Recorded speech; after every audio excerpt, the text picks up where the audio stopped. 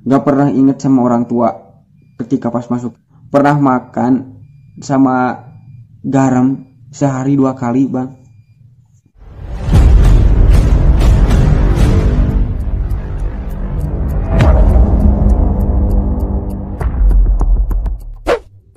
Halo semua, jumpa lagi di Oke Dengan Channel. Dan video kali ini kami sudah dapat informasi lagi curhatan korban yang mungkin yang sudah berhasil diajak gabung. Dan di sini bakal membeberkan fakta-fakta yang terjadi di sana, gimana perjalanan dia dari awal kok hingga dia mau bergabung sampai pada akhirnya dia kabur. Oke, langsung aja, ini dia videonya. Sampurasun, Bang. Perkenalkan, nama saya Sofiuddin Zaki. Ya, saya suka dipanggil Zaki. Saya dari Tasikmalaya, Jawa Barat. Sebelumnya terima kasih, Bang, udah mau mendengarkan curhatan saya. Dulu itu saya kerja di Cirebon. Saya kerja di toilet ya, jaga WC. Biasa. Saya di Cirebon lamanya itu 20 hari. Nah, pas saya di Cirebon, saya ditawarin kerja sama teman saya, kakak kelas saya, waktu saya di SMK. Dia itu ngajakin saya kerja di PT Inka. Nah, pas itu keadaan saya itu belum bikin SKCK, belum juga bikin surat kuning sama persyaratan yang lain. Nah, saya itu tanya sama teman saya ngajak saya itu, bro, gua kan belum punya SKCK sama surat kuning, kata saya. Nah, kata dia itu gak perlu, katanya. Dia nyuruh saya cuma bawa KTP, kakak, sama ijazah. Saya penasaran, loh kok yang namanya kerja di PT Inka kan itu BUMN ya, Persero, usaha milik negara kan kalau PT Inka.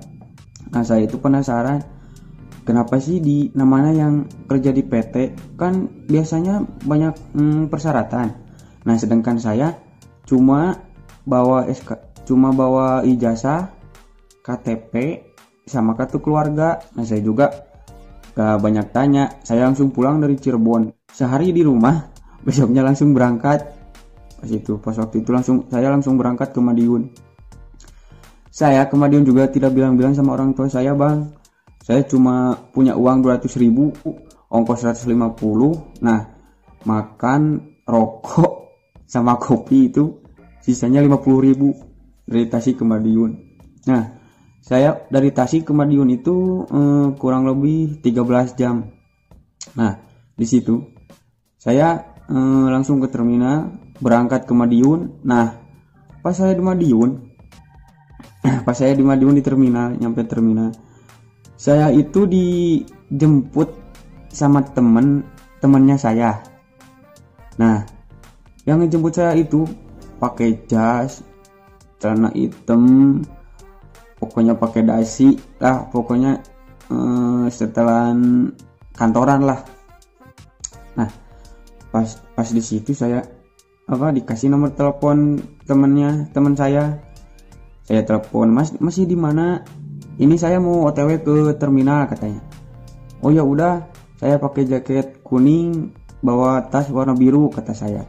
Nah, nggak lama kemudian ada orang yang ngejemput saya yang pakai jas itu. Katanya dia, "Maaf Mas, katanya kamu Jaki ya?" Temannya yang orang Tasik itu. "Iya," kata saya. Saya langsung diajak naik motornya itu kalau gak salah Absolut Repo, bodinya itu udah amburadul. Nah, katanya saya itu mau diajak ke mes, kata dia. Saya gak banyak tanya, langsung saya berangkat. Pas saya nyampe di sebuah rumah yang kumuh, udah lama gak ditempatin, saya bilang, "Lah, kok saya diajaknya ke kontrakan, ke rumah, kenapa nggak ke mes?" kata saya. Saya bertanya sama teman saya. Nah, pas gak lama teman saya bilang, "Kalau ke mes besok," katanya, "soalnya kamu belum interview," katanya. Nah, saya percaya kan sama teman saya, soalnya dia juga sama orang Tasik. Nah, pas gak lama saya itu dikasih makan itu sama kangkung sama mie rebus. Nah, pas saya itu makan. Nah, saya kan punya rokok, saya punya rokok sisa di jalan, 1 bungkus lagi. Sudah makan kan saya ngerokok sama teman saya. Nah, satu persatu yang pakai jas itu nyamperin saya, kenalan katanya. Kenalan, nama saya ini bla bla bla bla pokoknya. Tiap yang kenalan itu, yang saya nggak habis pikir itu, tiap per orang yang kenalan sama saya pasti ngambil rokok. Soalnya pas saya masuk juga nggak ada 1 orang pun yang ngerokok. Nah pas itu ya silakan aja kata saya, ini mas rokoknya, ya biasa nawarin. Pas gak lama kemudian saya itu ditanya, pernah kerja di mana bang? Katanya. Ya saya pernah kerja di Cirebon sama di Jakarta, kata saya. Nah gak lama kemudian pas malam saya lihat ada yang ada yang ngajak orang-orang itu, ada yang ngajak orang baru. Saya itu sampai saya itu dimasukin ke kamar yang belum pernah ditempatin. Soalnya apa kata dia? Jangan dulu bertemu katanya. Saya itu bukan kata teman saya, jangan dulu bertemu juga. Tapi saya dengar mereka ngomong sedikit-sedikit. Kenapa sih saya itu harus dipisahkan sama teman yang lain gitu, yang baru? Padahal kan sama-sama aja kerjanya mau di PT Inka, kata saya. Jam 11 saya langsung tidur. Nah pas keesokan harinya jam 8 saya berangkat katanya sih, ya yuk kita berangkat ke kantor katanya, kamu sekarang kena interview. Ya udah saya berangkat sama temen saya, naik repo berempat. Nah pas ke situ saya diajak ke gedung. Pas 3 hari di Madiun saya pulang dulu. Saya mau minta izin karena ada itu acara keluarga.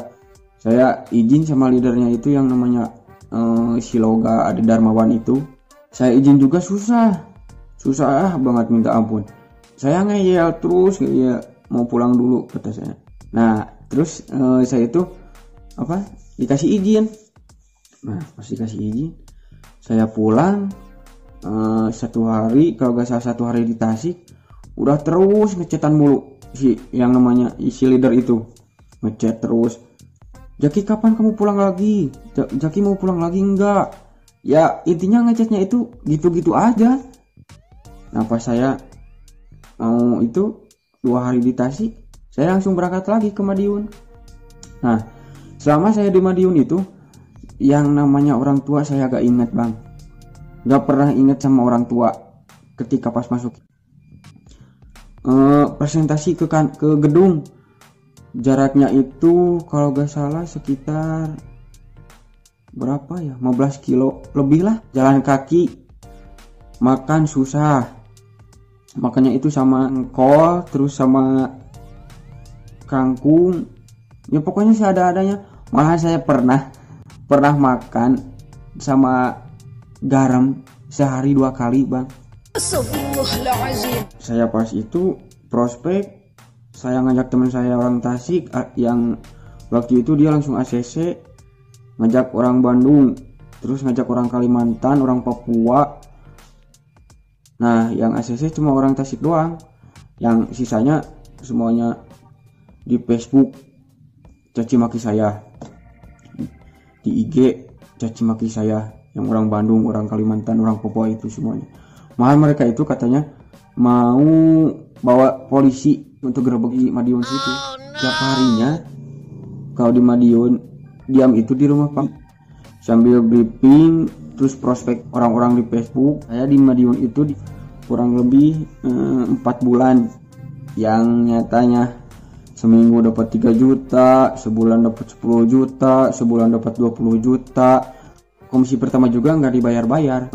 Pas waktu itu juga saya ACC, kan produknya yang bulat itu warna hijau, saya belum dikasih selama 4 bulan itu di Madiun, belum dikasih sama komisi juga, nggak pernah dikasih. Ya intinya modus. Nah selama saya di situ, teman saya yang ngajak saya, dia itu pas jam 1, kalau nggak salah jam 1 malam kabur. Sampai semua teman saya bingung kenapa yang ngajak saya kabur, kata saya.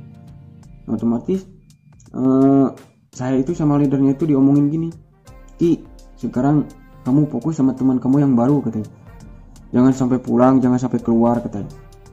Malahan bukan temen kamu aja yang jangan keluar, kamu juga jangan katanya, kata leader saya. Pas di situ saya tuh jengkel emang. Soalnya apa, pas saya mau pulang juga susah kan. Tapi di situ saya puasa hari Senin, hari Kamis jalan, sholat 5 waktu jalan. Saya kerja di tempat tingkatnya di PT Inka, tapi ternyata di Madiun. Pertama sih penasaran, iya, mungkin efek cuci otak juga, iya. Pas itu di situ juga saya gak betah sih, tapi saya bertahan supaya pokoknya saya harus dapat komisi, saya harus dapat hasil. Soalnya apa yang dikasih orang tua saya yang dibikin buat ACC itu kan otomatis saya harus ganti. Meskipun orang tua saya gak minta ganti, tapi kan saya hati nurani saya itu kan ingin ngebahagiain orang tua, itu doang.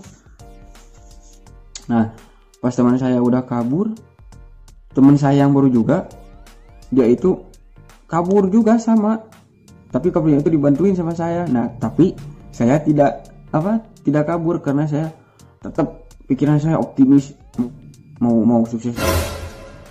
Pas gak lama teman saya kabur 5 hari ke depan, kalau gak salah saya juga ikutan kabur. Pas kabur dari Madiun juga saya lontang-lantung bang di Bandung. Saya nyari teman saya juga pulang di Madiun itu menjual power bank.